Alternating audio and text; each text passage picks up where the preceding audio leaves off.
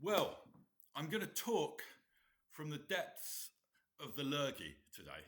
I've got a lurgy that's sort of keeping me half out of it at the moment. We'll see where it goes. Because I had this idea, I thought I want to talk about it. And I've called this one Nature Red in Tooth and Claw. And that's what it's about, really. Well, that's what half of it's about. The other half of it is nature as benign and taking care of us. Because if you look at the natural world, it takes care. Yeah, it provides the conditions for animals and plants to live and to thrive and to reproduce. It takes care. There is this benign aspect, but there is also this harder aspect, nature red in tooth and claw. So there's these two sides of it.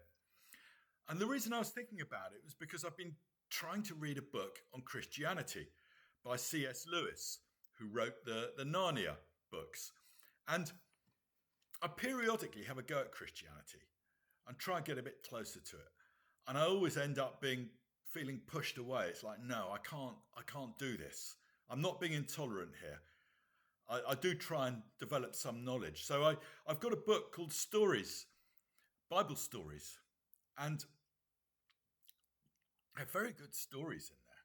The story of Job, the Tower of Babel, all these things, they're great stories. And I got a part of the way through the Old Testament stories and I just couldn't take it anymore. God is he's just too brutal. He's too savage. I just thought, no, I can't take this. This isn't nature red in tooth and claw. This is something altogether more savage that I don't believe is how things are.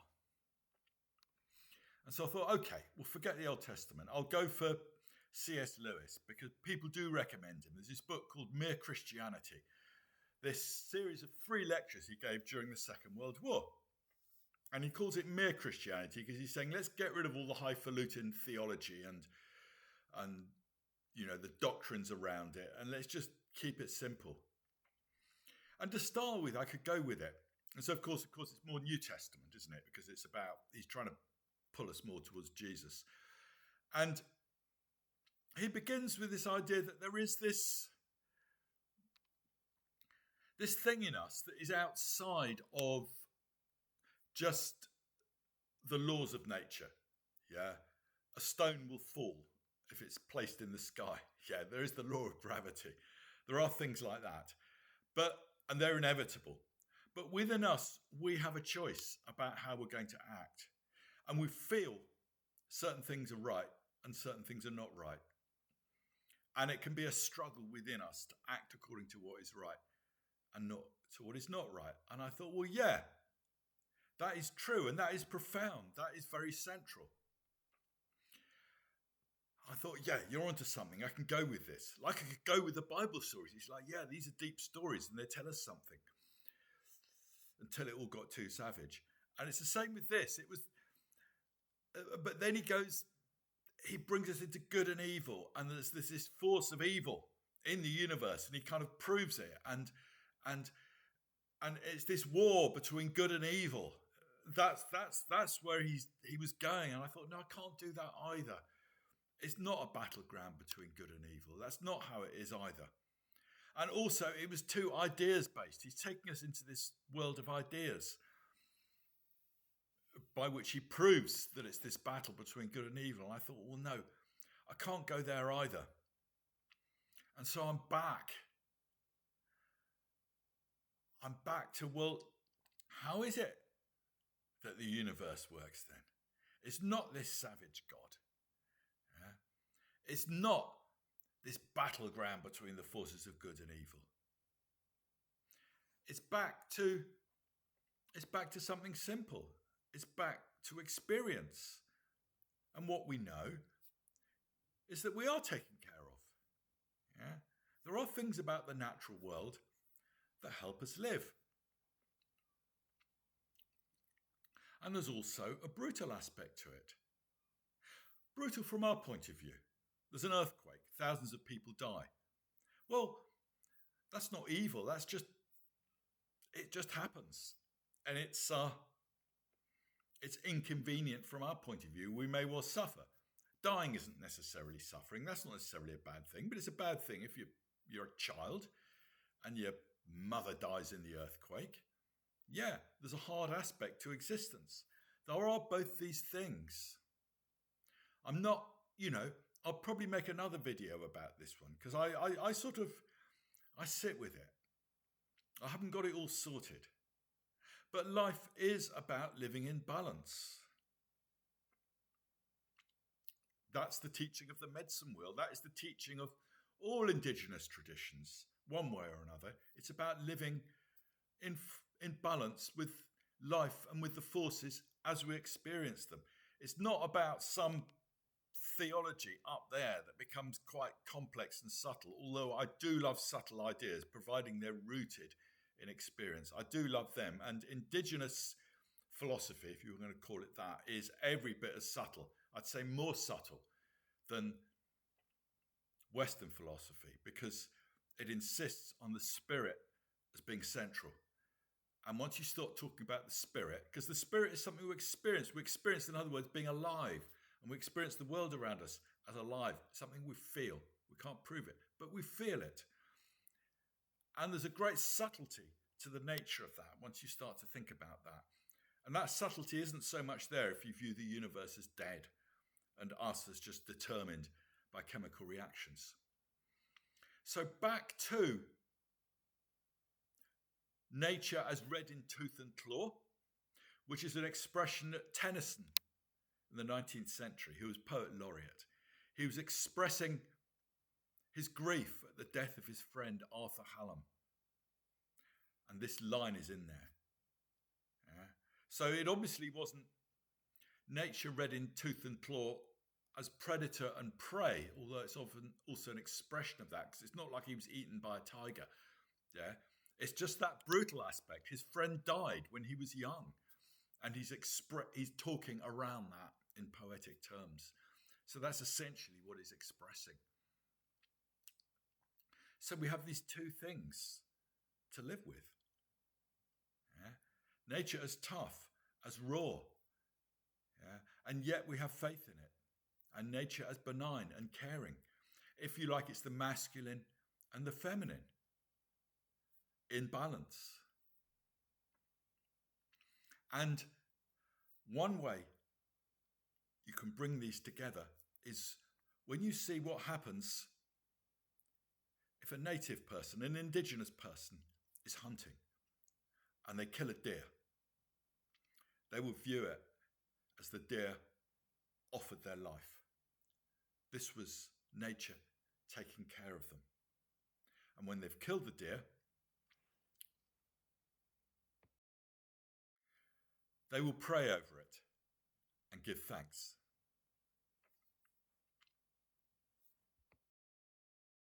So that is a beautiful example of these two different aspects of existence coming together. There's a need to survive, the need to kill, and yet there's the being taken care of in it. You're being taken care of, and you thank the deer for giving its life. So there is this unity. That is a way in which indigenous people bring these two opposing aspects together, or apparently opposing aspects. I have a lot of faith in the indigenous worldview because it's how we were for probably 90% of our existence until the big cities started to come in and farming started to come in, and then we started to lose something. Maybe you could say that what we lost was gratitude. Nature becomes something we take from because it's something we're good at doing. And busy human beings, we don't necessarily have much appreciation of the depth of things, the sacredness of things, and that we're being given, that we're being taken care of. So I don't see anything wrong, for example, with mining. It is the riches of the earth, the coal, the diamonds, the metal ores. They're her riches. She gives them freely to us. But we take them. We're the ungrateful children. We need to ask her. We need to perform ceremony. We need to give thanks when we extract them, and we need to make it good afterwards. And it's not necessarily a bad thing, these mining works. I mean, I live on Dartmoor, and some of the most beautiful walks I do are in old mines. There's this gully that I go down sometimes near Birch Tor. In fact, there's several gullies side by side. They're all straight, yeah? And they've become magical places. They've been dug into in past centuries, and now they're like these little worlds which are full of presence, full of fairies, full of spirit. They're just magical, portals, everything. They're lovely. So, you know, when we reshape nature, it can be an addition to it. There's a modern way of feeling of humans being a cancer. Yeah, humans being bad. Any change that's brought about by people is bad. I don't see it like that. We're part of the natural world too. Nature has a way of coming in and making our changes good. Those old quarries you get sometimes on Dartmoor, they get full of water. Yeah. And so you get these lakes full of life, lilies, fish, tadpoles, and then these walls of the quarry around it. Again, a magical world gets created.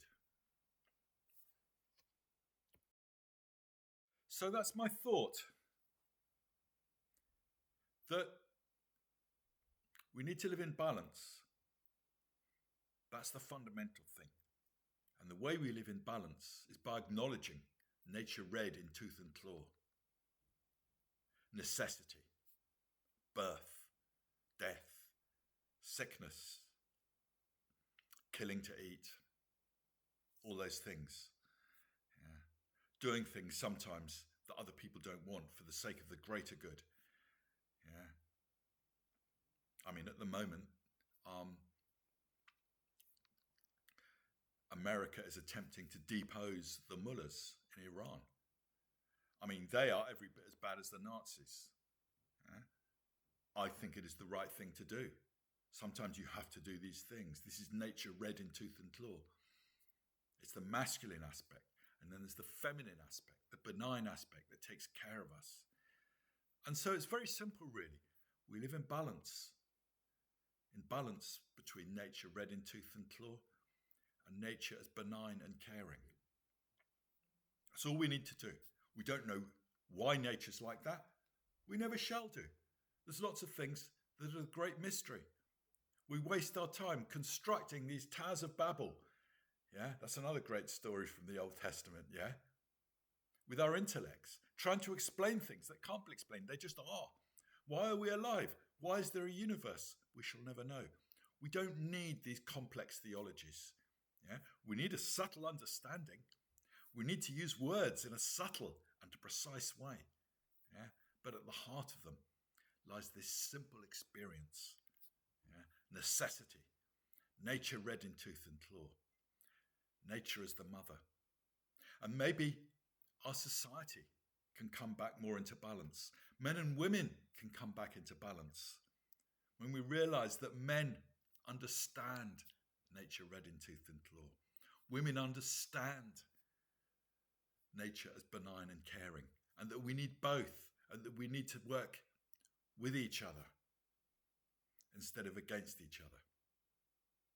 So this simple experience, that's all you need. You don't need a complex theology. We just need to come back to this simple experience and sit with it and honour both sides and let them interweave. And if you like, use the medicine wheel to show us where we're out of balance. Because as humans, we're always getting out of balance. It's our nature. Animals don't. Plants don't. They know how to live. We don't. Or we forget how to. And so we have ceremonies, we have medicine wheels, yeah, to contemplate, to bring us back into balance. Or we just sit with the natural world. She'll show us how to do it. She doesn't have a problem with it. Okay, until the next time.